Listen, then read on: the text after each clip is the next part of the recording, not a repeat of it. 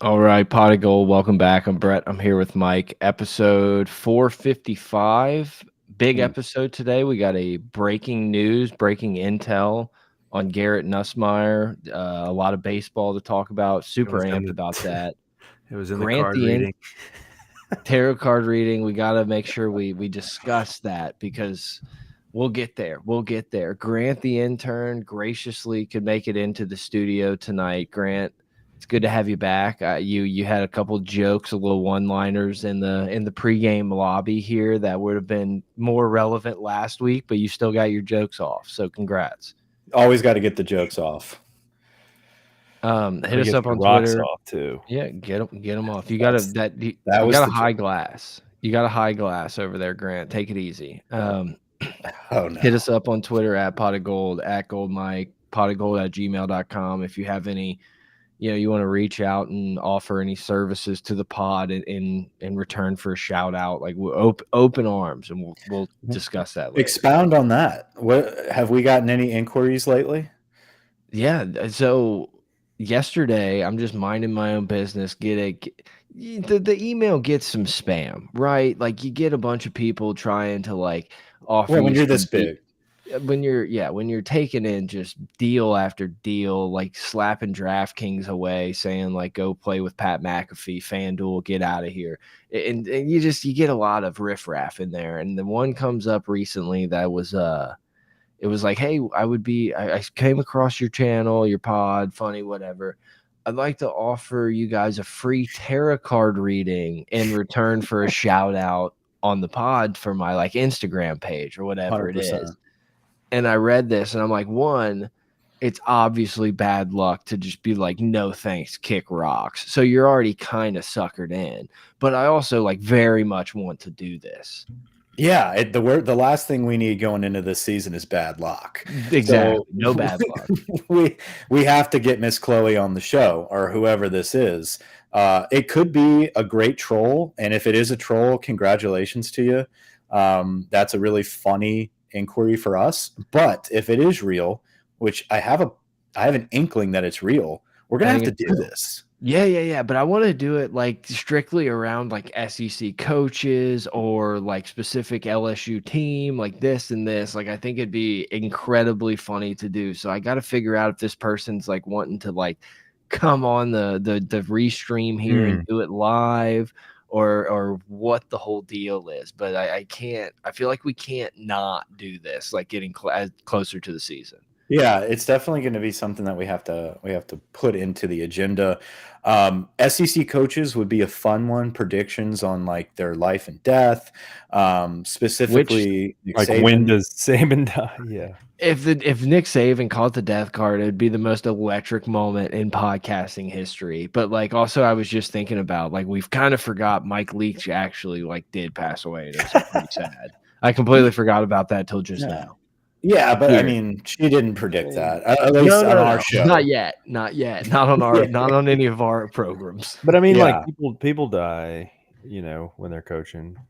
All right. Yeah, thanks for that, sure. Grant. Especially when they don't have quarterbacks and they have to get the third string quarterback from Notre Dame to justify themselves. So we'll see. I can't wait. I cannot wait for the graphic coming up of like top quarterbacks with potential leading in, and that dude's going to be like number 3. Now just because he's back with the old boy in Alabama. That's going to be very funny for me to see in like 3 weeks on an on3 tweet. Yeah, but in other news, we did get breaking news this morning. First thing in the morning, dude, woke up to a phone call, a 3-way call between Shay Dixon, Brett, and myself. 4-way call. 4-way call. Nussmeyer was on the call and let us know. And he called and he started the call by saying, breaking. I'm in. I'm locked in. In all caps. But we let Shay have his day, and we let him run with that one.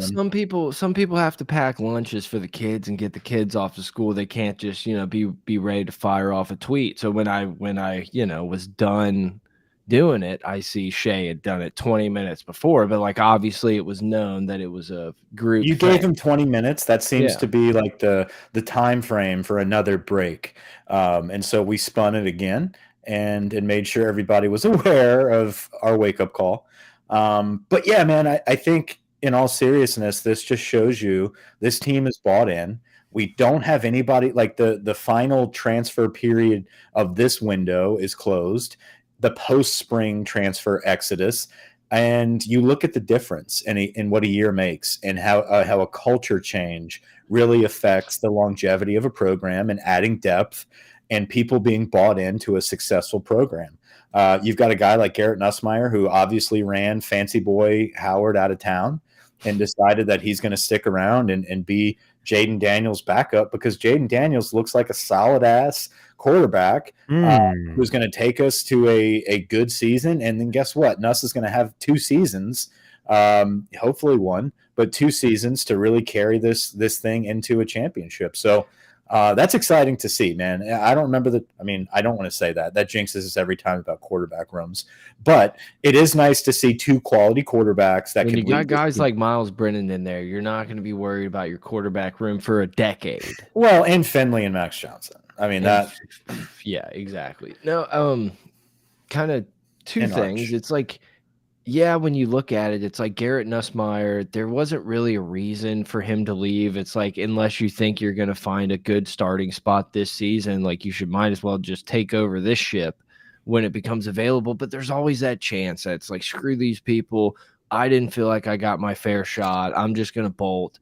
And it's cool to see a guy like want to see it through and like understand that he's going to be here. We gave him a lot of shit. I think we're probably all collectively pretty happy he didn't burn that red shirt in that bowl game. That didn't matter now, because now it looks like we're actually going to see the benefits of that on the back end. But you said something, I don't know, a few days ago, you just put in the chat, no one's leaving. There was no one gone. And it was just like, you know what? That is true. Like, yeah, always some people pop out of the portal here and there, but like we went through spring and everything was just like, yeah, this is our squad. Like everyone seems to be on the same page.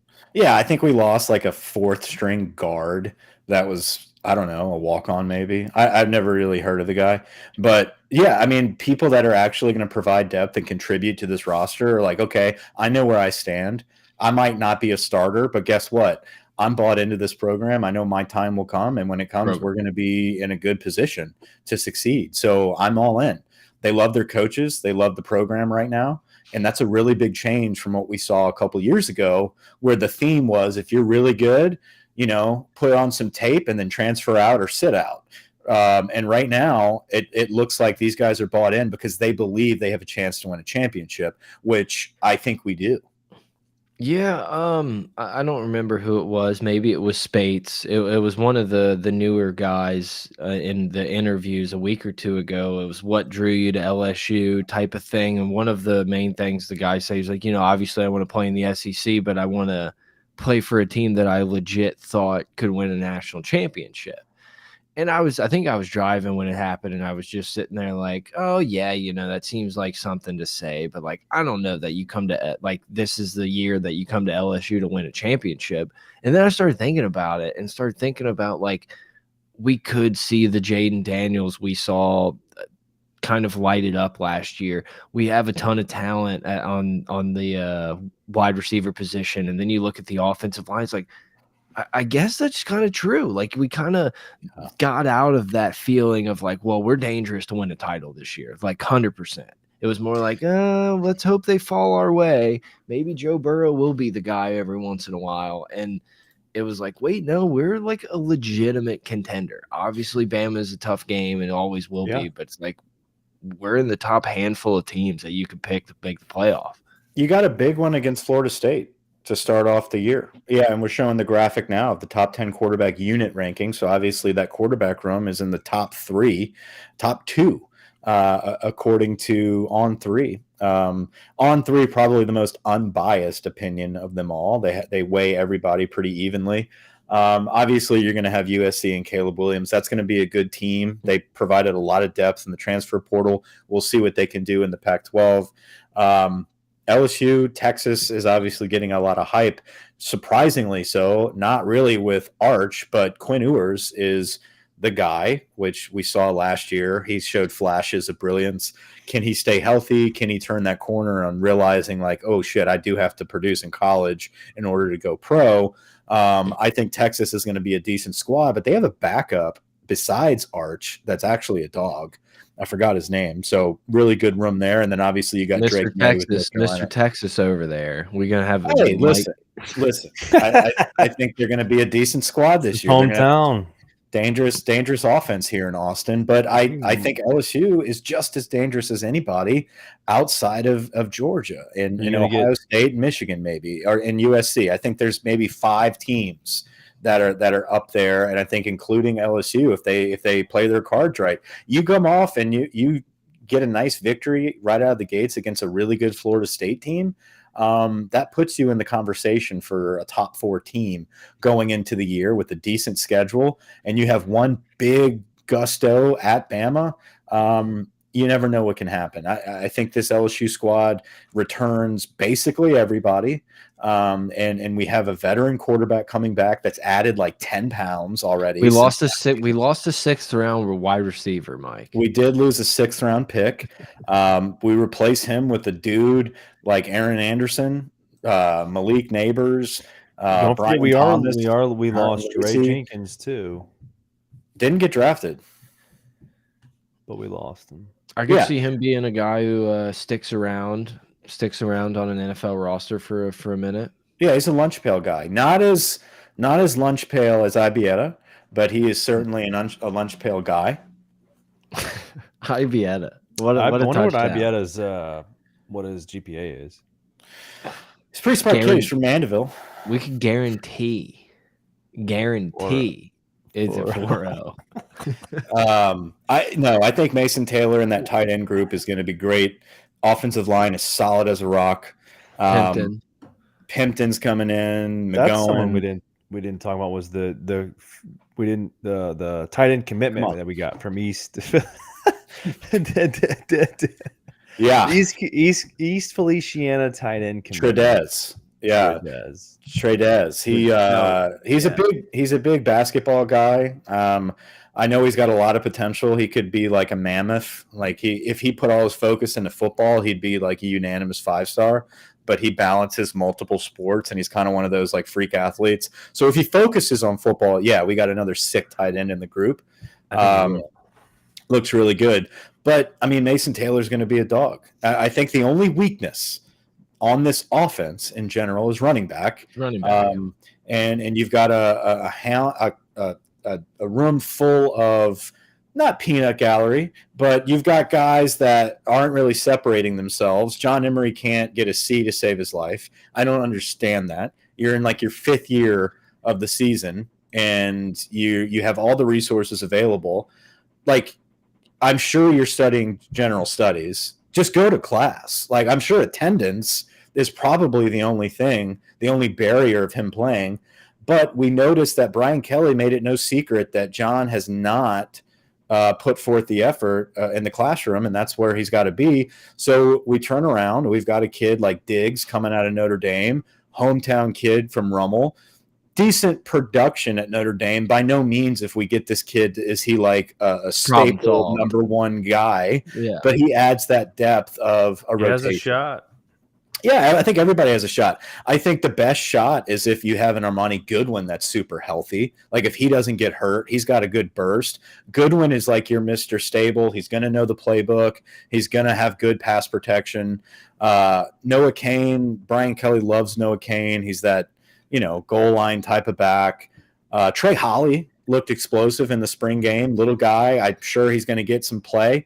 And then you got Caleb Jackson coming in as a true freshman who didn't actually come in during the spring.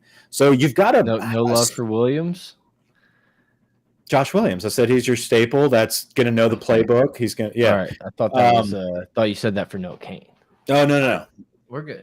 So yeah, stable of backs, excluding Emery. It's a lot of names, but I feel like I don't have confidence in any of these dudes like taking it from Williams. Like I think Williams is still going to be like the dependable, reliable, get the majority. We're going to rotate these other guys in, but like we need a play, we need a drive. This is the dude that's going to be out there. Yeah, at the end of the day, your leading rusher is Jaden Daniels. Like our rushing attack is going to be fine from our quarterback. I think it's just having that option. And listen, I know I'm a car man because I watched the doc, but you take a peek at Aaron Anderson, dude. He lines up everywhere. And if you need to, he's kind of like a Skylar Green. There is going to be packages where this cat's at running back. He's going to be in the backfield with Jaden Daniels. So I think there's a lot of weapons that we're going to have in the backfield to add that next man that adds an additional weapon. I think the biggest thing that's going to separate our running back, it's not going to be if they can blow one up the middle. It's going to be, can you pass protect and can you catch the ball out of the backfield? That's going to be the biggest takeaway. So I think one of those guys will figure that out. I'm super excited to see kind of where the offense goes in year 2. We saw flashes of, in the bowl game. Again, it's the bowl game, but it felt like we just had the most wide open playbook. We're chunking it deep. We're running all these random plays. And it's like, I kind of think that's just like the comfort level that this offense kind of progressed to. And you have to think with a lot of these guys staying the same, like year 2, they even talked a lot about, and, I think it was no secret, Jaden Daniels' probably biggest like red flag was that he didn't really want to let the ball go deep. It was, let's take off and run or get the ball to the tight end. And it's like, I kind of feel like we're just going to see a much more evolved passer offense, playbook, route combination, the ability to get these guys the ball in different spots. All you got to do is look back at Cincinnati with Mike Denbrock, and you look at the evolution of Desmond Ridder from year 1 to year 2. And I'm not saying that Jaden Daniels is the passer that Desmond Ridder is, but the evolution of that offense and the expansion of how it went from basic to one of the best offenses in the nation being run at Cincinnati. So I think with all the weapons that we have, with the stability at the offensive line and just the leadership and the overall confidence of Jaden Daniels going into this season, you're going to see a good offense. I don't know what I'm going to rank our offense going into the year, but I definitely believe it's going to be a more evolved offense that's going to get the ball in the playmakers' hands. And I think it's going to be a Jaden Daniels type of year, but it's not going to be to the detriment of the team, right? Like, it's not going to be, well, Jaden Daniels had all these yards because we couldn't block for him and no one could get open. It's going to be part of the offense where you're going to have to block, you're going to have to cover all of our dudes down the field. And if you give us 10 to 15 yards of space, like, we're going to eat that up every time. That's our rushing attack. If you gotta cover the flats, we're going to hit you across the middle with a wide open receiver streaking across. So I think it's going to be fun to watch. I think offensively, time will tell. It does kind of suck. I hate opening against a really good opponent because tradition tells us it takes some time for us to get clicking. But I think we're going to have some chips on our shoulders. I think we're going to be prepared, and it's going to be a hell of a matchup. Especially moving into this like new SEC. Can we just be do we have to play like USC to open up seasons and shit? Stop it. We're going to see them in the playoffs. Can we just start scheduling La Tech or something, and like everyone get to cheer on the opening game? Let's catch a W. Or that. Someone like, fun, someone indifferent. No, cool. But like someone indifferent. Like, I don't know, North Carolina State or Baylor, or some team that's going to make you watch. Right, you're going to watch it, but you're going to know deep down like that's a dub. Like, I don't like entering the season being like, I don't know, it's a coin flip game. It's tough. Yeah. Like, I don't want to spend money on that ticket again, walk out of there depressed. That was tough. That was a tough scene. I said it last week, and I'm very aware that I am fully in a honeymoon stage with Brian Kelly, but I need you to like maybe talk me down. No. I couldn't be more excited about the offensive line. Like, I think for the first time, let's call it a decade, I'm throwing 2019 right in the middle of this mix. I feel like we're going to bully people. Well, you don't have Deculus there, man. You've got dudes across the board. Is Shea Slander welcome tonight? No. Always welcome. Wait, no? Slander? I don't care. We're boys. Whatever. It's do what you got to do, my friend. No, I mean, it's across the board. You're confident in the abilities of this offensive line, and you're also confident in knowing that the minute we have some type of shakeup or pass protection issue, we've got guys like 5-star big boy from Neville coming in to pick up the slack. Do we think he's finding a spot this year? Who's he going to take? Like whose job is he taking? Somebody's. I don't know, unless he can snap. I mean, I don't know. I mean, not Deculus. Dellinger's solid. Miles Frazier came back. I mean, you're not taking a bookend. You're not taking Campbell or Emery unless you bounce Emery inside at his more natural position. What if this dude's so good you have to? You might. And if that's the case, then we have just disgusting depth. And you've got guys that can take a breather and not miss a step. And that's kind of hard to do with the O-line because you need that like unit. It's a cohesive unit. But you have that quality depth. And you're going to see him play. That dude's going to play. So I don't know. I believe the offensive line's a great spot there. They looked good. Defensively in the spring game, I do want to touch on a few points. Talking about Zalance Hurd for the people out there unaware. Yeah, Zalance Hurd's going to come in and he's going to find a spot. Is he going to start right away? I don't know. We have a really good O-line going into the year, but is he somebody that's going to push and make everybody be on their A game? Yeah, absolutely. You got to be on your A game from the jump. Hurd will take your spot. What year's Dellinger? Junior. That's what. So like, I don't know. It's just hard for me to believe. But Frazier will be out. Emery will move in, and then we'll have Hurd and Campbell on the outside. You got Charles Turner too. It's kind of crazy to have a 2-year starting tackle that you're just going to rotate in for a sophomore. Best five. That's how you got to play that. If you have five monsters, I agree. That's what I'm saying. Is I think he's gonna like. He could be the next Will Campbell, where it's like, how the hell am I going to keep this dude on the sidelines for Saturdays? Yeah, and I guess that's going to come into play. I mean, does Dellinger figure out how to snap again? The last thing I want to see, though, is Dellinger go back there and snap it over Jaden's head again and blow the Florida State game. So, we got to figure that out. I think Marlon Martinez has stepped up his game and is kind of, I don't know. I mean, I know Charles Turner is a nice like vocal leader there. But Martinez was snapping well and got down the playbook in the spring. So center looks like a competitive position.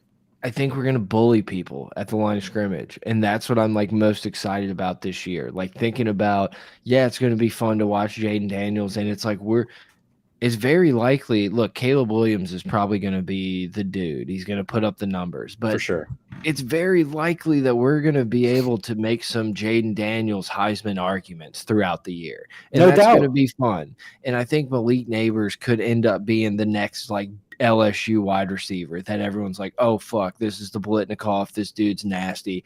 And I still think the most excited I am is just to watch us bully people on the line.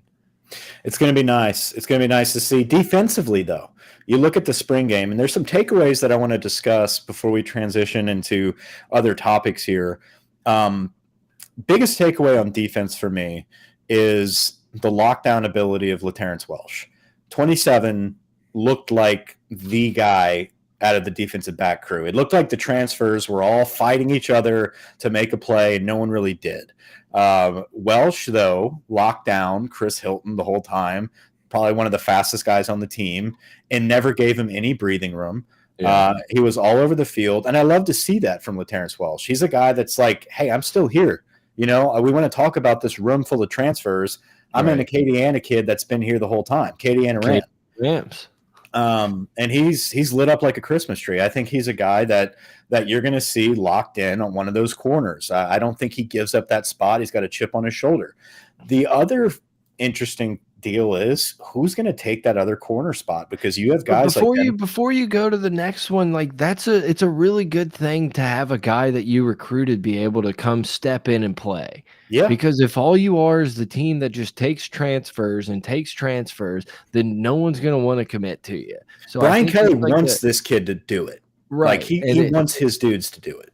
It's nice to see that guy that a year ago, whatever, 18 months ago, we're watching his highlight film being like, this dude can play at LSU. Hell yeah. It's nice to see that that dude's going to step up. And it's not like, oh, well, he was at Ohio State and this happened. Like, I'm sure he's good. Hopefully he's good for us. Like, I'm hoping that this dude is just a next like line of a DBU guy. Now you can go. Thank you. Those are always the fun ones to cheer for, though, is these like Ron Brooks type of dudes that are like come out of nowhere. That like they wait their turn and it's like, yeah, you're not taking him off the field. Like that dude's kind of locked down. We got a comment in the chat. May 1st prediction. What impact do you expect, not hope, from Mason Smith? I'm about to get to Mason. I want to talk about the DBs real quick. It's coming. But the other side of the DBs, because my prediction is that Welsh kind of takes a spot. I don't know if that's been solidified or not. He had a good spring game, and we have a lot of talented dudes around him. I just think the dude's going to continue to impress, and they're not going to be able to take him off the field. Denver Harris, very athletic. He looked out of position. He looked like Malik Neighbors was just working him out there. So he's going to have hopefully that just means that there's not really a ton of guys in the country that can guard Malik Neighbors. Like I think Malik Neighbors can make a lot of guys look silly, but yeah, it wasn't like a that's that dude type of spring game. So I think it's more of, hey, I got to get acclimated. I have to prove myself. He might have been overcommitting himself in the spring game. Who knows? I think talent-wise, Denver Harris is obviously like your top talented corner. Welsh just outshined him. But then you've got the J.K. Johnson kid from Ohio State, who everyone says is doing really well. You got Zy Alexander. And then the other transfer that we didn't actually get to see was Deuce Chestnut, who I could see kind of – one of those is going to rotate into that nickel position with Sage Ryan. You saw Toviano getting a ton of time out there as a freshman. Looked really good. You know, obviously not somebody that you're going to see starting right off the bat, but it was good to see him take all the reps, learn the rotation. He's going to be a guy that you're going to look up in the Auburn game and be like, oh shit. Oh, like that dude's getting more playing. It's one of those, like, he's just going to keep kind of showing up. He's going to get involved, and then by year 2, he's going to be like, yeah, I mean, that's that you're going to pencil him in the defensive back room somewhere. Like that's your guy. Toviano's a dude. And then obviously you got Burns and Greg Brooks at the safety position. You know, Brooks is absolutely a guy that's going to make plays. He's going to be fine. The defensive backs as a whole going into the season post spring is your question mark on defense. But with that being said, I think we're going to be fine. Like, I think we're going to be okay there because not only do we have some dudes that'll find their way, this front 7 is nasty. So that's where we're going to kind of take a peek and wrap up the spring game conversation, is talking about how the two linebackers with Harold Perkins, who's best player on the team at linebacker. Possibly country, next to Omar Speets, who has put on some good weight, who looks like a veteran out there, who is going to be your guy that's just going to plug that middle. And you're going to have – he's going to plug you right in the middle, Grant.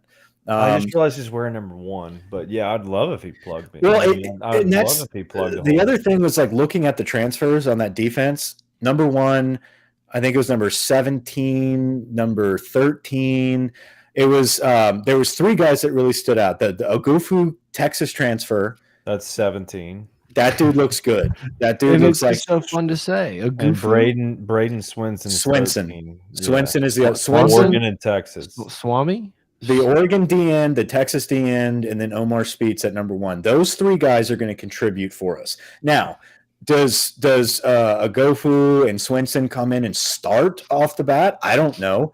They'll find the rotation in there. But the fact that, like, you can have a Savion Jones take a 3rd down off or whatever and have a Swinson come in and not have a drop-off is enormous for these SEC games. Whenever, like, the margin of error is 1 drive and you can have a depth like that rotating in, that's phenomenal depth. Well, Brian Kelly kind of mentioned that in one of the press conferences. Maybe it was the post game, but it was one of those like, what is keeping you from being there, or like what's different this year? And it was depth. It was like, I really like my guys at the top, but we have to stay super clean on injuries. And it's like now we're getting to that point where we probably trust a lot farther down the depth chart than we did 12 months ago. Yeah, you got Savion, Agofu, Swinson, and then you got the talented true freshman Deshaun Womack flying in there. He didn't play in the spring, but they say he's slated to start. You got Quincy Wiggins, who's back healthy. I mean, like, you've got depth at that edge where now you can create mismatches, and then all of a sudden they're worried about the outside, and guess who's running free up the middle? A fucking cheetah and Harold Perkins, and you're not touching him. You're not touching him. You have the Weeks brothers as well. The Weeks brothers look great. That's depth. I mean, mini Weeks is one really good. Like, they're combined though. Yeah, it'll be a couple weeks. 40 Weeks is going to be a starting linebacker for us within the next 2 years. But what's really going to happen is all these teams are going to game plan to not have Harold Perkins absolutely wreck their game plan. And so all these guys have to do, it's like you don't have to be the best edge rusher we've ever had. You just need to be able to beat a one-on-one. You're not going to get a lot of chips. You're not going to get this other stuff because everyone's going to be, and you know that's going to flow right into the Wingo Mason Smith talk going into the defensive line. Is that like when your defense is so worried about this freak athlete in one corner, and you have 3 more incredibly freakishly incredible athletes, it's like there's one of them's going to make play. Yeah, so we bring up Mason Smith and Mekhi Wingo. Mekhi Wingo, one of the most underrated players going into the season in the country. Phenomenal coming out party as a transfer from Missouri. The dude is the weight room warrior. He wins the offseason awards for the weight room. He's a leader on the team, and he made a shit ton of plays when he wasn't supposed to be a starter last year. Now you return him, and you get a healthy Mason Smith back. To ask the question of what do we expect from Mason Smith, I expect him to be healthy. If you have a healthy Mason Smith, you have a first-round draft pick at defensive tackle. Yeah, absolutely. I expect him to be rising up every draft board and being one of the most dominant defensive players in the country is what I think. You're going to have Michael Brockers and Benny Logan like next to each other wrecking havoc. And then you're going to have a rotation in there with some depth. You got Big Guillory. You're going to have Tyjee Hill, who actually looked decent in the spring game. And then you got Jalen Lee. It's not the best depth at D tackle. Jordan Jefferson coming back. Jordan Jefferson. There's just too much. Like, there's too much of this talent. Like, you just can't stop all these guys. And something I was going to say earlier is it's nice, too, feeling like the world's not on Matt House's shoulders. We're not going into this season saying, like, well, man, if we slip up a little bit on defense, we don't have a chance. Like, I fully expect that LSU's offense to be scoring points in every game, you know, like putting up good numbers, being able to move the ball. So it's not like we have to have this like best defense ever assembled. I think this defense with the talent we have is going to be one of those that probably forces a lot of turnovers. It's easy to say with you know what Harold Perkins can do, but I just think we're going to be one of those opportunistic defenses. We seem to have guys with good ball skills. You know, what we saw from Matt House's defense last season in year one of Matt House is that it got better and better as the year progressed when it came to the communication and how they prepared for teams. And they were a second half football team. Like in the second half, you just trusted that this defense was going to make adjustments and they were going to lock it down. You add depth to that now, you've got yourself a team that could possibly do it from first quarter all the way through fourth quarter. That was our biggest issue last year was we needed to start off fresh, right? We needed to start fast. And I think that's going to be the big difference this year is like, you've got guys like, if you're not starting fast, Omar, if you're not going to start fast, guess what? Greg Pinn's going to be taking your spot, right? Like you've actually got dudes that are going to be playing. And then you got the Weeks brothers, just like Huge Erection said, hardest workers on the team. It has been stated that those two are the hardest workers on the team. So their father's a coach. Right. I think this is a good transition for the D-line coach. I think we can bring that up. Looking at that depth and that just wealth of talent, you bring in a coach from South Carolina. Can somebody give me his name? Lindsay. Jimmy Lindsay. Jimmy. Lindsay. Coach Lindsey is coming in from South Carolina. The name worries me a little bit. I feel like there's not too many Jimmies that are D-line coaches. Jimmy's a little chummy of a name for a D-line coach, in my opinion. That's my biggest concern. That looks like a D-line coach. He does look like it. He doesn't look like a Jimmy. He doesn't look like a Lindsey. That's a double first name, but like a girl guy double first name. Interesting. I don't know. If it was Jim Lindsay, I think I'd be more in. But Jimmy, let's call him Jim. Too chummy. What if his first name was Lynn? Let's just call him JL. He looks more like a JL, right? I can go with that. No, look, we talked about this before. You can read the stuff up on him. He's kind of progressed through the ranks at some, smaller schools, worked his way up, obviously became the defensive line coach at South Carolina. South Carolina's defense seemed to get better and turnovers and things like that. This is a strictly trust the process, the trust the Matt House and Brian Kelly motto here. He's a Matt House guy. He fits exactly what Brian Kelly said weeks ago when we were looking. He said he wanted a guy that can recruit with SEC experience, blah, blah, blah. It's late in the session. Like, is this the best hire that LSU's ever made? No. Is it going to be the worst? Probably not. Like, I think it's going to work out for us. Yeah, and like we said, he's somebody that has a history with Matt House, so that kind of helps you with that comfort factor. Exactly. I just hope he uses some smokeless tobacco in some way, shape, or form. Absolutely. Your D-line coach has to. You have to chew. Hogs. You have to have a hog if you're a D-line coach. O-line coach too. Some of them don't do it, but they need to. They should. Like O-line coaches are more Zenergy. They probably do some Zen. D-line coach is more Zimbabwe. Little Zimbabwe's. D-line coach is a big chief all the way. Yes. Yes. But yeah, it's exciting. We've got the staff together.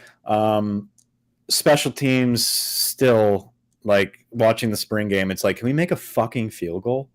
Well, look, man, the LSU post, like, the special teams coordinator, like, interview, press conference, whatever. This dude sells me pretty early on, right? Like, gives a pretty aggressive, like, 3-minute intro of, like, why we're going to be better. And I was like, hell yeah. Question one, Shea Dixon on 3. What's going to be different this year? And he's like, everyone's got a role. For example, the left side's going to be run by my son. And I'm like, God damn it. Like, don't start with that. It's like, what a bad optic. And like, whatever, I'm sure his son could end up being like a great NFL coach or whatever it may be. But it's just kind of funny to be like, oh, no, we changed everything up. I got my son running the show now. Son's running it. He's also the pit boss.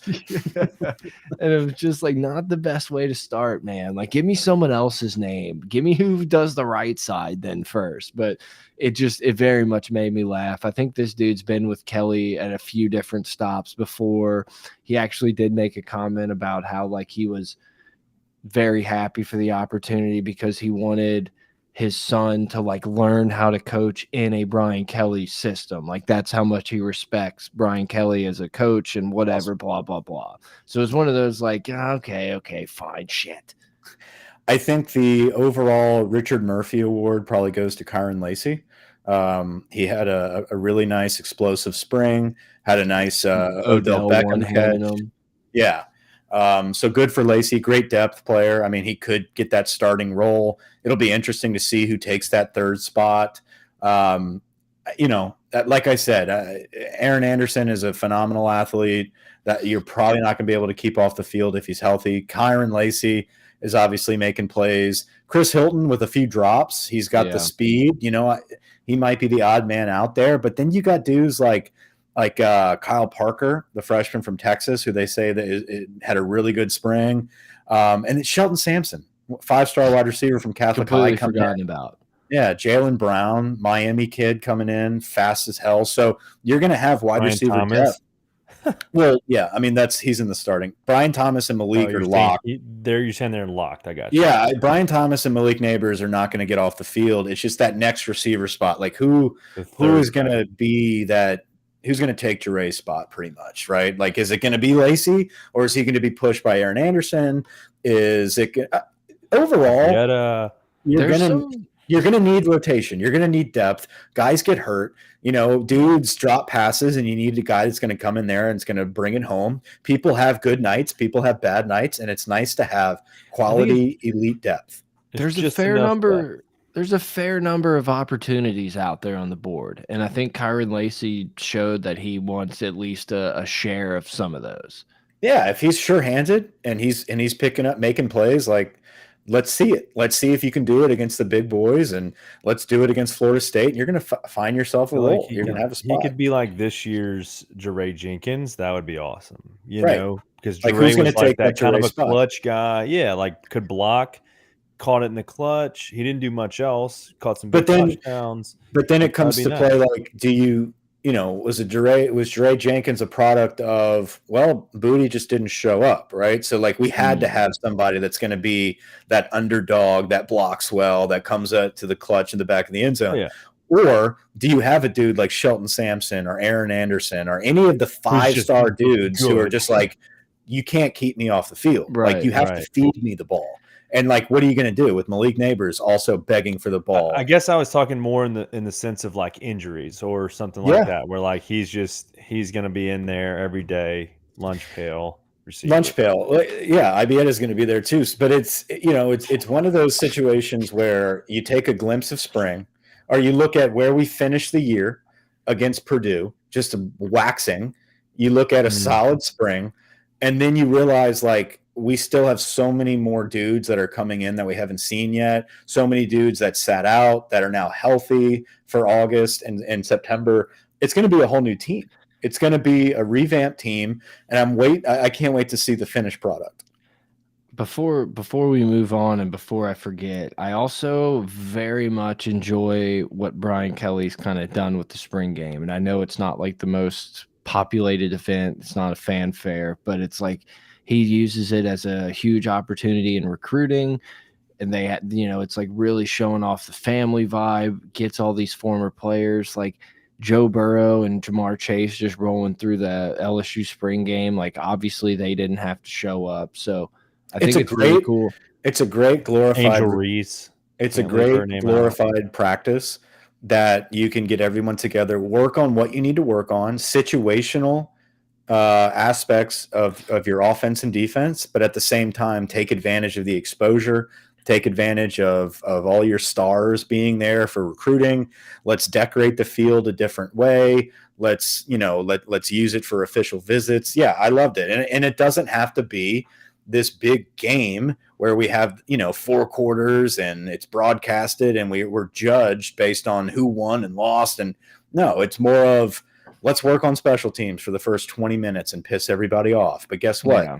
This is part of our practice, right? Yeah. Like, you guys are watching what we're doing and putting the effort into special teams and then, you know, goal line offense and what that looks like. So, but like a perfect example of just Brian Kelly getting it is that he's doing the interview after with Aaron Murray and whoever the play-by-play guy was, and he was like, yeah, we're gonna have a big old crawfish boil. He's like, you guys come hang out with everybody. And it's just like, that's it, man. That's it. This is the guy I thought fucking Ed Orgeron was going to be like, oh, everyone come join the family. Everybody loves us here. We're just one big happy, beat the drum, ball pulling on the same string, whatever the fuck he wants to do. And it's like, somehow Brian Kelly, like curmudgeon old dude from Notre Dame, has come in and been like the socialite culture fit that we've always wanted. And everybody's taking notice. I mean, everybody's starting to pencil LSU in that top bracket of teams going into next season. So it's nice to see. It's nice to be recognized. I hope we can deliver. I think we will.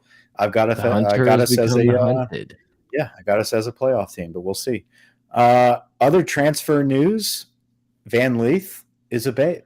We get Goldilocks from Louisville. You want to talk about shit talk? Holy cow! Her and Angel Reese. Yeah, there she is. Her and Angel Reese are going to be shit talking their way up and down the court. We will be the enemy. Like, it's also, I tried to figure out how to tweet this out a couple days ago and couldn't kind of figure it out. It's crazy how quickly LSU has become the only brand in women's basketball. Like, this is UConn on a whole nother level. No one gives a fuck about anybody, and it's just like LSU's here, the face of women's college basketball. But yeah, this is the chick that said God doesn't think I'm honorable mention. So I've obviously loved her ever since she gave the most Dabo quote of all time. She's excellent, and she's going to be. I mean, she's one of the best players in the country. She was the #2 overall transfer portal candidate. The #1 from DePaul visited this past weekend and had a hell of a weekend. And Angel Reese and Van Leith talked on a show and stated that we're not done yet and we're going after everybody. So I think the repeat is definitely in store. That'll be exciting for us to watch. Maybe not the whole season, but during the tournament, it's going to be awesome. So towards the last half of the last game or so, we'll get into it. Yeah, so that's exciting to see. I know this. Do what I did this past year and just bet LSU to cover every single spread. Well, I can't bet out here in Texas. Oh, but that's not how it works anymore. Now it's not the little old LSU. Kim Mulkey sucks. Yeah. No, the spreads were like -16 and they were covering it. So yeah, now they're going to be like -24.5. Yeah, it's going to be like it's going to be like Mandeville boys playing against these chicks. Grant, I swear to God, I have already tried to make endless money betting the best team in women's basketball before. I tried just getting degenerately rich based off UConn back in the day, and it just somehow doesn't work for you. Just pounding the UConn Utes, not the literally Utes, the Huskies. Huskies. I knew it was like a dog. Speaking of pounding, you said Utes. Haley, you started with the name of the dog, bro. It's like Lassie or the Border Collie or whatever the fuck A&M Aggie is. Yeah, I mean, South Carolina is definitely like that women's team. They're done. Right, but they just they just got 3 starters drafted. We had 1. I know they're done. Going nowhere. I know they're done, but like just out of nowhere, like Mulkey comes in and is like, "Yeah, your time's done." Yeah. There's a new sheriff in town, dude. So my brother and I were talking this weekend. He loves women's basketball. We need to have Blake as like a women's basketball segment. We should. That's actually not a bad idea. He is. I mean, he went to a couple games this year. He likes it. But we were talking. Always has. He's like, it's kind of. It seemed like it was kind of unexpected for Kim Mulkey herself, unexpected to win this championship this year, this soon. And it's like, how long will she actually be here? Because you see all these pictures and videos, and she's got her grandkids and her kids and all. It's like this big family thing. It's like, she's wanting to like eventually retire. She's kind of done everything. She's Nick Saban, dude. You're gonna have to pull her off that court. I mean, I would hope so, but it's like she came here to do one job, and she did it in 2 years. But if that were the case, she would have never came to LSU. She would have retired at Baylor and been the best, whatever, second greatest coach ever. What I'm saying is, I feel like she was going to give herself 5-6 years to bring in a class, win a championship within 4 or 5 years. Then her job's done. She did it in year 2. Right. So it's like win 5 more. You got this bitch rolling. Yeah, now. I think she's got 4 years left. Is what I'm trying to say. Well, sure. Her and Brian Kelly can retire with 5 titles between each other. That's what I was going to ask. Like, what do you think Kelly's regime looks like? Do you think we get like 6 out of him? I think it's 7. 6 more years. I think 6.5. 6 total championships. I think 6.5 would be the betting line. 6.5. I would bet over. Yeah. I think he's 8. He wins 1 or 2 and just kind of like high fives. Kelly will definitely like coast the final 2 seasons. And if he gets us where we want to be, I'm completely fine with that. But like, do what you did at Notre Dame to where you kind of set it up as this player-run culture, so that like when you decide to leave, it's not just like all hell's broken loose. I just don't want him to win it and then like fucking blow it. Like, I don't want him to win it this year and then chill out like year 3 and then retire year 4. Like that's worst case scenario. I would be happy. I'm fine with that. If he pulls an Ed Orgeron again, like I'm down. But we have the opportunity for Brian Kelly to give us like a 6 or 7 year run where it's like we can hire a fucking Dabo clown after this and coast for another championship. There's a chance that we go to multiple playoffs with him and win 1 or 2. Definitely. That would be cool. What if Nuss is the best quarterback ever and he's Joe Burrow part 2 and we just win a title and then Brian Kelly's like, you know what? I'm done. But like I'm gonna keep cashing this check. Like whoever Colin Hurley, whoever the next quarterback in line, it's like, fuck this guy. Like I don't really care. I'm gonna ruin his career. He sucks. And then in 3 years we reset. Like sign me up for it. Sign me up. Yeah. I'm fingers crossed for I just want a good 6. If I can get a good 6 out of them, job well done. We're going to have some serious good fun seasons with that. I think legitimately having fun currently. You know, if he sure. if he doesn't make some playoffs and loses some shitty games he probably shouldn't, I'm sure the media will turn on him a little bit and he'll have a little less fun and be like, do I want to do it? But I think right now he's loving it. Yeah, it's just one of those things. We have to, like you just said, you got to enjoy it while it lasts, right? Take advantage of it while it's here. Had a hell of a first season, unexpected SEC West champions. He got his whole team pretty much coming back, returning quarterback. Let's have a hell of a year. You get to see Nuss with this system. Let's just ride this wave and have some fun with it. It would hurt if Brian Kelly left before Saban. Yeah, that would suck.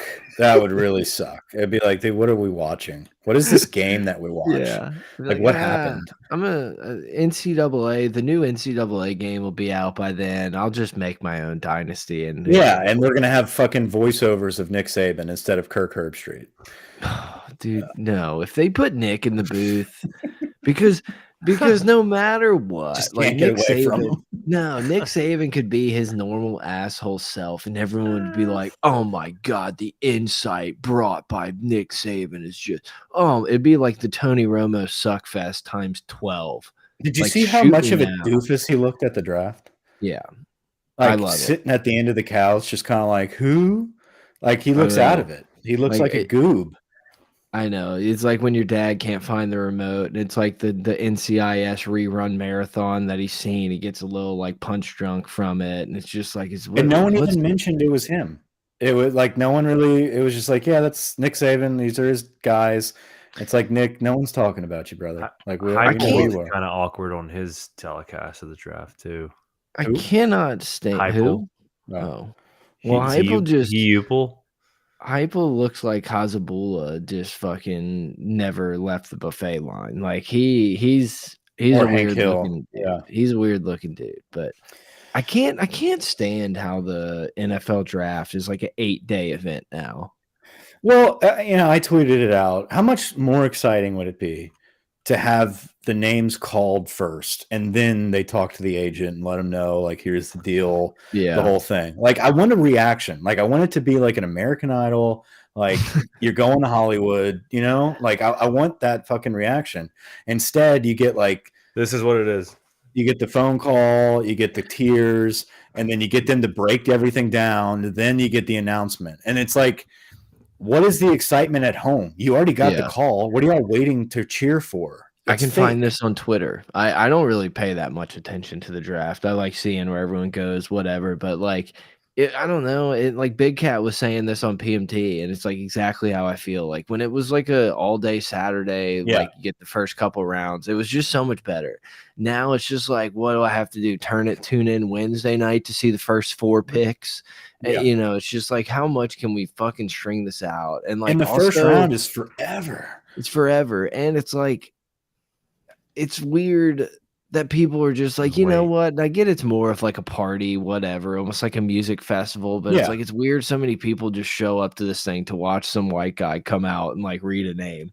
Did y'all watch the Barstool NFL broadcast? Did y'all catch any of those clips? I caught a couple of the clips. I didn't. Frank really... with the keyboard. That was the best part of the whole thing was Jerry being pissed that Portnoy and fucking Dana White were like arguing while the Steelers were picking. Like by far the funniest thing I saw from the whole draft, because it's like Jerry's like legitimately pissed off that it's like it should be about the Steelers, and it's like, now you have 2 like fucking multi-millionaires, like the talent, like arguing. He's like, they won't. It's so good. It's just so good. I like how Caleb came in for like 3 minutes with fucking the owner of Jimmy John's, and like they flew him in there to talk for 3 minutes. And he's like, I gotta go. They're telling me I gotta go. It's like, what does his contract look like? Like, do they I just wonder that. they just get like a stop clock and it's just like he can't go over this amount of time. We're gonna owe him a ton of money. Like, what does that look like? Yeah, the dude's like super talented. Everything he does is funny, but like I don't even consider him like a part of Barstool. No, he does Sunday conversations for like 3 minutes. Yeah, Like him I and don't. Vinny talk to someone for 4 minutes, and then it's like that's the last we see of him. It's weird. It's good for him. Whatever. Yeah, I would love to know those details, but Wish he did more content. I wouldn't. Yeah, exactly. But Yeah. there's got to be a reason behind that. There's got to be like this whole exclusive deal. I don't know. But at the end of the day, how many babes? Speaking of babes, does Will Levis have? Are those all his sisters? Like, which one is the girlfriend? Like, what is this? People are asking. I liked better the other dude that the Packers drafted. His dad just giving ass slaps to anybody, and especially if you're a hot blonde. Like that was good. I just love it because that guy was like never thought that would like be stored on the internet forever. A harmless little ass slap on a nice little butt cheek. Like who's gonna? Everyone's in the moment. Like who's gonna get frustrated about that? But now like forever. He's gonna be like, Dad, why? That's just very funny to me. Yeah, the image pulled up right now. She came in late. There was another chick in the same position. Obviously, it's probably his sister, but she was snuggled. Like she was snuggled pretty close. I know the mom was the other one, but like there was multiple blondes snugging, and then you had this exotic one come in at the end, just like I want a little snug. Not this that one. That's the mom. Babes everywhere on all of them. Yeah, there's a picture of him with like several babes. It sucks for him, but like also it's like Will Levis was not a fucking top pick. Right. And like I guess this can kind of segue into the Anthony Richardson discussion. This picture. Did you see where I don't know who it was. It was probably just some random like Florida Twitter account, but they were like Anthony Richardson got drafted 5, Stetson Bennett round 4 like a bitch. And it was just like I think Josh Pate tweeted, he's like, I think you missed the boat here. You missed the point. It's just that was very funny. It's like, yeah, that means that like Georgia's way better than you. Like you have a top 10 quarterback and you still couldn't come close. Like it's like a very self-own, very funny. Exactly. I was surprised Stetson got drafted. Pretty wild. I mean, like good quarterback, good system. I don't see him being a big NFL quarterback, but I mean, more power to him. Did Max Duggan get drafted? Yeah, he got drafted to the Chargers. Okay. I think the Chargers took him and the TCU wide receiver. I didn't pay much attention at all to the draft. I just saw that the Saints got the dude who was like the #1 pick the #1 recruit a few years ago. Bryan Bresee is really talented. I've always thought he was a fucking stud. He had some injuries plague him, and he had a tragic situation with his sister. I think that sidelined him for a little bit. But if he's full go and he's healthy, like that could be a solid D tackle. Could be. I kind of like the Saints pick. I mean, they weren't. No. It's not like it was the year we had Lattimore and all those guys, but this is a better draft than we've seen. See, I don't know, man. I think let's argue that. Let's debate, because Bresee is certainly a dude that's really good, right? Really good D tackle, but he's injury prone. So can he stay healthy? Yeah. Right. The defensive end from Notre Dame, bust. Not happy with that. Bust. I mean, I wouldn't say bust. I think there's bust. I'm not a fan. Okay. You pass on Achane from A&M, you get the TCU running back. I don't know. I mean, like, what if you're going for a scat back? Why don't you get the best? I don't know.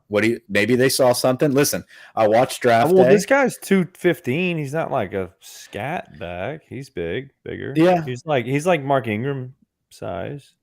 You get another, but I get it. No, I get it. Now the tackle from Old Dominion, I was mind blown when we traded up to get that guy. But that's the most Saints thing ever. Like, I know that's what I thought afterwards, and I listened to some people, and I was like, I'm not surprised. I'm not disappointed either, because honestly, his draft grade was right there. Like we got him in line with what now you could say Will Levis's draft grade was top 10, which we knew that was a lie. But I mean, we've had a lot of success with these mid-major division, whatever Old Dominion really is. We've had some success with those offensive linemen in the last decade. So, I'm not surprised. We'll see. I just, I would just love to. Honestly, I would love to cheer. The best pick for the Saints was the 6th round pick, the wide receiver from Wake Forest, A.T. Perry. The guy is it's not great when your best he's pick like is a 6th round pick, though. Well, it is for the Patriots. The Patriots have like 18 picks this draft. A.T. Perry, though, is 6'4", 215. He's like a Marcus Colston type guy. He's had back-to-back 1,000-yard receivers. A.T. Perry, exactly. Great. It worries me that I hadn't really heard it before. Dude, he's produced, though, at Wake Forest, which is a Power 5 school. So I'm not. Yeah, they had a sick quarterback. They had a really good offense. And, yeah, he was probably their go-to receiver. So that'd be interesting to see. I don't – like, I can see the bright side of these picks. It's definitely not like if you look at the entire draft, you look at all 32 teams, you look at all their draft picks, it's just like, damn. Saints didn't have the best draft. No, not even close, though. I can't. No, they're not in the. I think there might be 10th. I respect the Eagles more than maybe any team in the history of sports. Let's just get the best defense in college and put them on a fucking NFL roster. Like, unashamed, I'm taking every one of these motherfuckers. Like, even if you transferred out, I might still take you. It's hilarious. Like, good for them. I'm almost like rooting for them. I have no care to root for Georgia, but especially just, and like, obviously I know Philly and Atlanta, Georgia have nothing to do with each other, but like coming from being a Saints fan where it's like there's always these like LSU or big name school players on the board and we take some fucking Old Dominion tackle or whatever, to see a team just be like, no, we're not going to overthink it. The #1 team in America for the past 2 years, we're just going to take all those guys. And it's just very like, I don't know why, but I'm like actively rooting for that to work out for them. So staying on topic of LSU, we have to talk about baseball. We have to talk about the Alabama sweep. LSU baseball. No Eli Ricks. Eli Ricks, yeah, we do need to touch on that. Justice was served. This cat gives the finger. Mike waited until the last pick was in, and then those fingers started typing away. I was waiting. Eli Ricks, bitch ass. Could you imagine if he was Mr. Irrelevant? That would have been fun. That would have been better. He is Mr. fucking Irrelevant. This is a guy that gave the finger to LSU.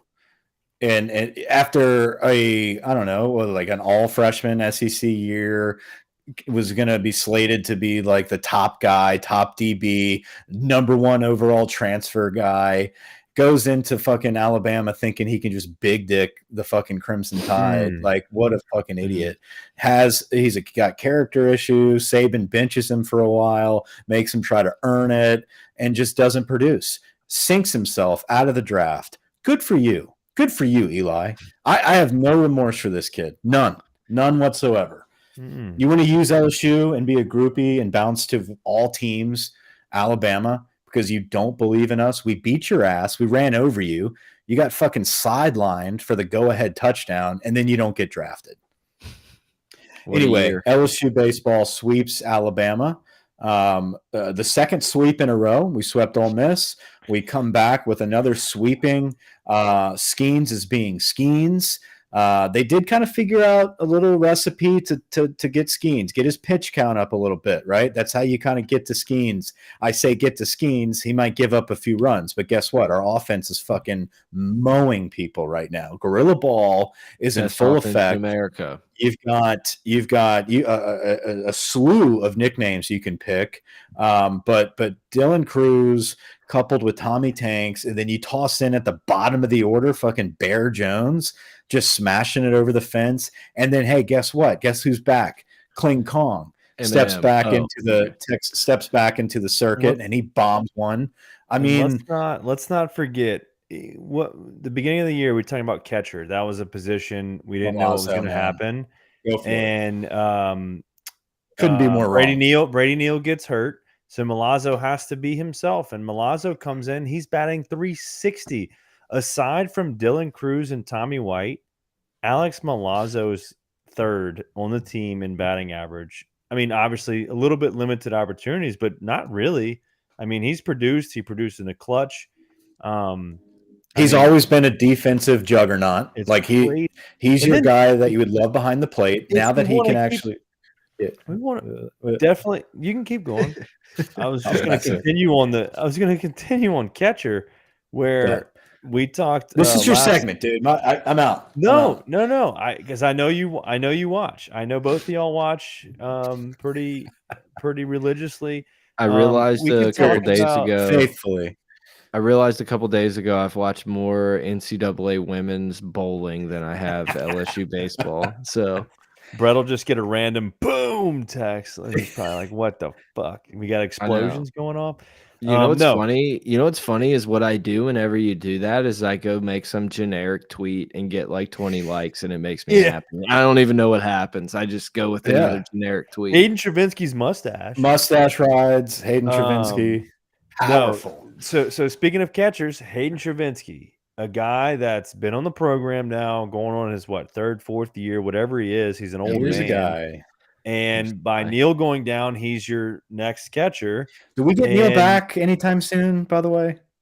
I don't know. And honestly, at this point, I do care, but I don't care. We care. But it's so because Neal's the future. I don't care if we have to sit him. But Neal was still fucking hitting the ball, dude. No, I know, but he didn't look like Travinsky in the clutch and Milazzo in the clutch right now. And whoever has the hot bat, that's who I want. But no, I don't think Neal is healthy like tomorrow. I think he's still away. No, but like SEC tournament, possibly. I think that yes. I think that's. So we don't know. We don't know. But Milazzo, Travinsky, and it's Travinsky's clutch gene the last 2 weeks. I mean, 2 games where don't count these Tigers out. I mean, we're the #1 team, and we're putting ourselves in a hole early, which is kind of frustrating. But we're able to get out of it. I mean, we're hitting. It's never over. It's never over. Like I was a little nervous. See, I turned it on late. I think it was like the 4th inning, maybe on Saturday. We were down by like 4 runs, and then I 6-1. We were down by 5. Yeah, and I was like, oh, 4th inning, we're fine. Like this, we're coming back from this. We'll be fine. Pitching. Here's the deal, man. We got to figure that shit out. This is not a surefire championship Omaha no doubter unless we figure out this fucking bullpen. Yes, we need, and not only the bullpen, we need Ty Floyd to do what he did against Ole Miss and now what he did against Bama. So he is it's inconsistent. He gives up, it seems like, a home run a game right now. I mean, now, granted, we're spoiled. We watched Paul Skeens go and just dominate every week, but yeah, but I don't know. Floyd at best is a Sunday starter. Yeah, typically, but at the same time, it's like he can do it. We saw he can do it. So can Thatcher, dude. Thatcher Hurd. He started coming around. It makes me nervous to start to rely on him again as a starter, but we don't have a choice. What are we doing with Guidry? Like, is Guidry going to produce in that middle relief? Guidry. I know he's our future short, but the reason why Guidry is the guy on the mound right now is because we've gotten so many injuries on the mound right now. Chase Shores is done. Garrett Edwards is done.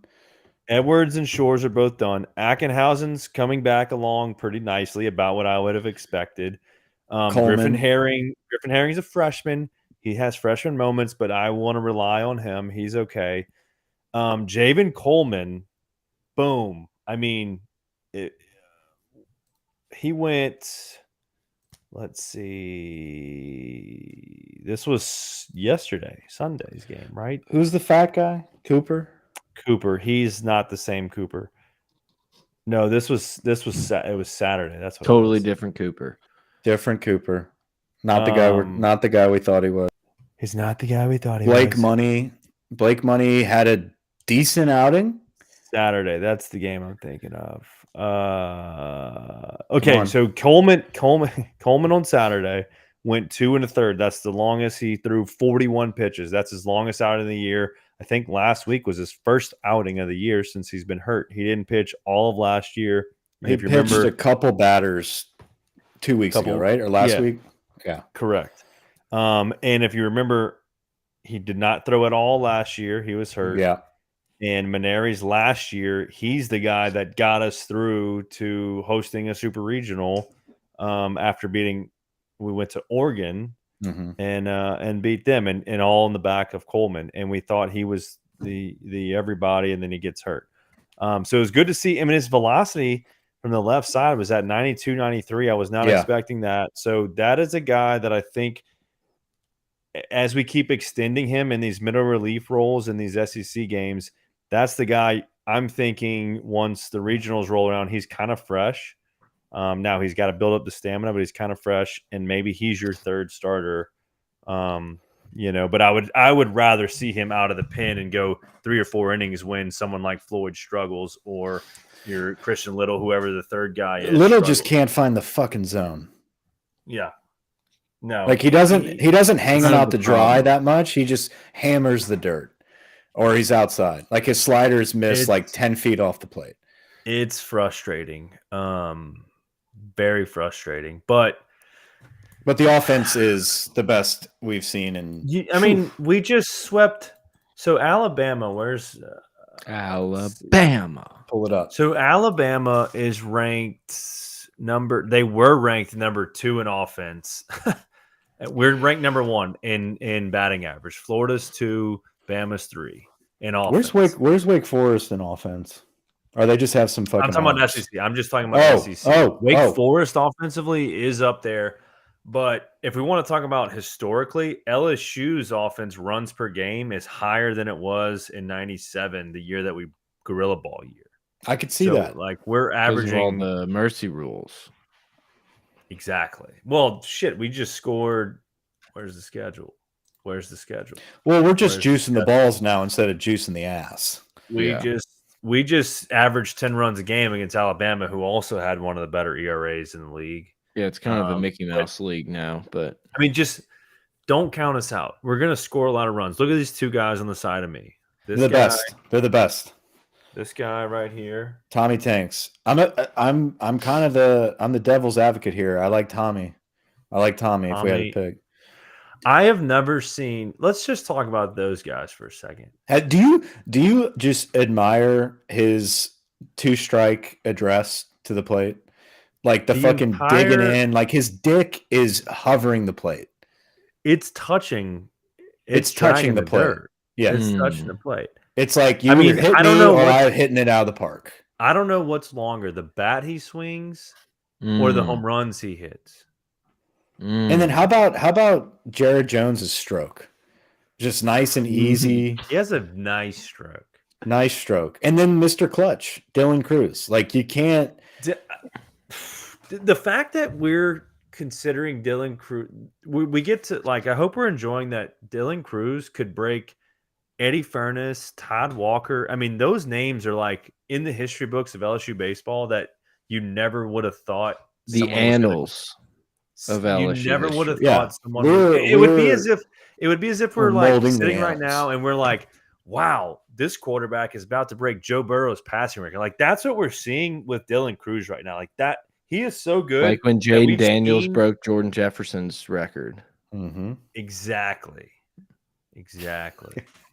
No, I know. We really got it. It's like whenever we're watching the Saints and you're like, hey, Drew Brees is not going to be here forever. Just don't take this shit for granted. You see it every week, but sooner or later you're going to get a Jameis Winston. Like you got to fucking hone in on Dylan. But my thing is like LSU baseball has had Drew Breeses in its history. Yeah. And you would think to yourself, like, Ryan there's no way we get another Todd Walker, Eddie Furness, Alex Bregman. And then it's like he's right Anthony here, and he's Ronaldo. actually better than all those guys Wake Forest combined. wide receiver, which is PK. absurd. Chad Ochenko, There's like, I don't know. Tommy White, though, that Kramer guy, Robinson. those two guys approach. The fact I that always think it's going to be a bomb. Every it's a time, home run. every time, like the game is on the line and they walk up, I'm like, the game bomb. is like this. The game shortens down, and you're like, okay, we got two guys on, and Cruz, White, Travinsky, Beloso. It doesn't matter. Whoever's up, it's a 3-run bomb. And then randomly out of nowhere, you'll have Captain Hook, fucking Thompson, walk up there and just stroke one out of the park too. Hits a bomb. Yeah, you're just like, what's going on with the shortstops now? Like he's fucking stroking bombs. I will say that I saw like a TikTok of Moscona like in a park, and he was like, I knew LSU was going to win the championship, and as soon as I saw that, I was just like, I'm kind of out again. I like it was such a bad. It gave me such bad vibes that I just. Are you still out? Are you still out? I'm out. I was back in.